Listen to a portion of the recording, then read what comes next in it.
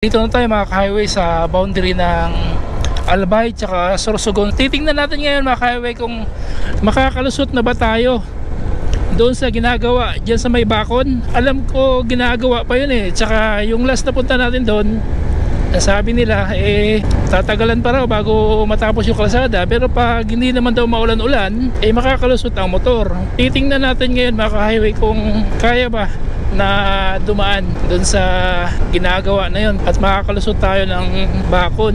Kasi kung babalik pa tayo ng San Francisco, malayo na, dadaan pa tayo ng Castilla tsaka sentro ng Sorsogon City.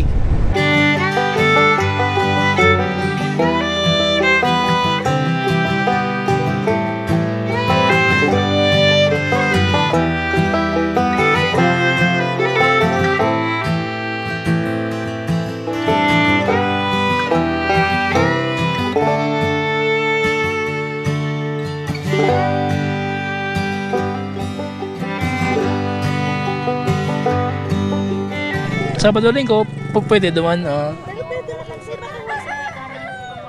Makiusap na lang ano. Kaya opo, tatry na lang po kung gaya pa. Malapit na rin naman siguro. Salamat po tayo. So ayun na mga ka-highway, nakikita natin yung pahon, yung matarik na kalsada mga ka-highway. Itong paakyat na to, papalaban tayo dito mga ka-highway. Papalaban ulit itong ating motor kahit na luma na to, kakarag-karag na. Tingin ko ang lalaban pa naman siguro to. Problema lang yung preno natin medyo mahina, pero sige lang.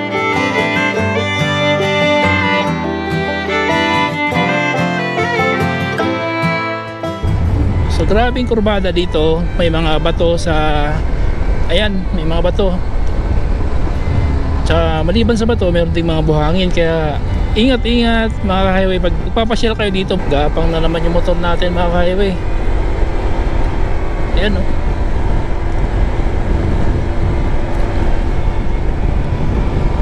Pero grabe, ganda ng view. Ang ganda ng view talaga as in.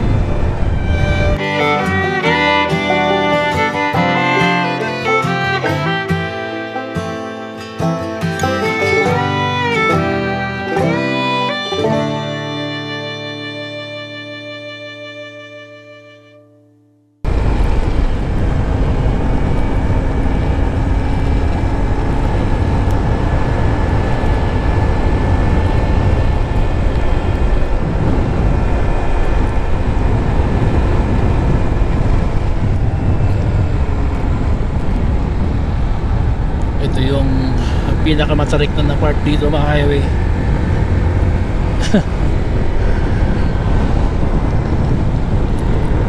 Maninibago ka rin talaga kasi yung tarik, grabe ba.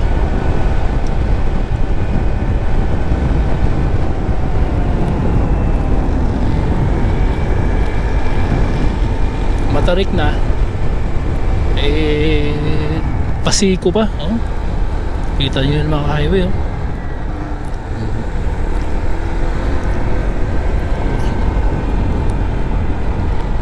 wow. Gapang malala, gapang tayo malala mga highway wow. Ilan kaya yung gradient nito?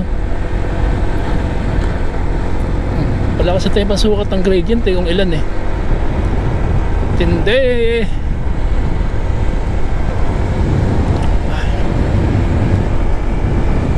So dito, stop over kayo muna tayo saglit. Dito ako nakakita ng mga unggoy yan yung mga puno na yan.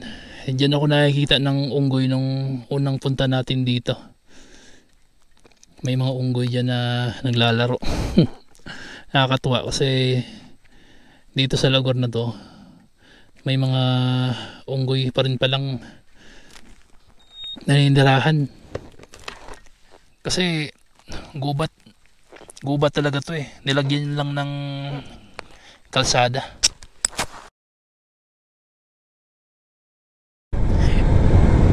Itong kinalalagyan ng kalsada na to mga ka-highway ay bangin, yung nasa magkabilang gilid nito. Bangin dito sa kabila.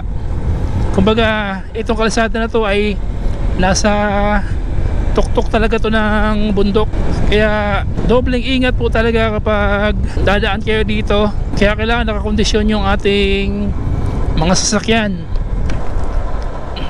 Tatanong kaya tayo, boss, makaluwas na po duman? Hindi pa boss?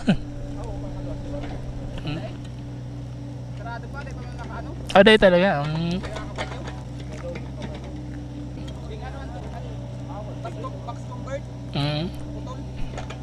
Sayang.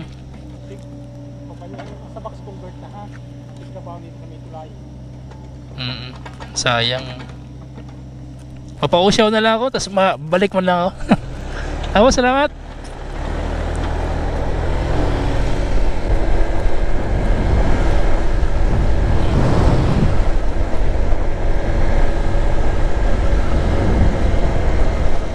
So yun mga ka-highway, at hindi daw tayo makakalusot.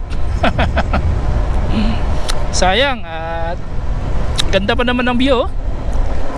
Ang ganda pa naman ng view mga ka-highway.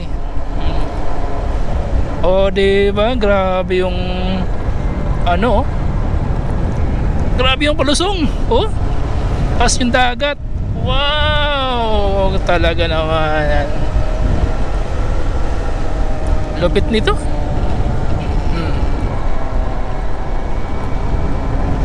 Tapos parang naamoy ko mga ka-highway na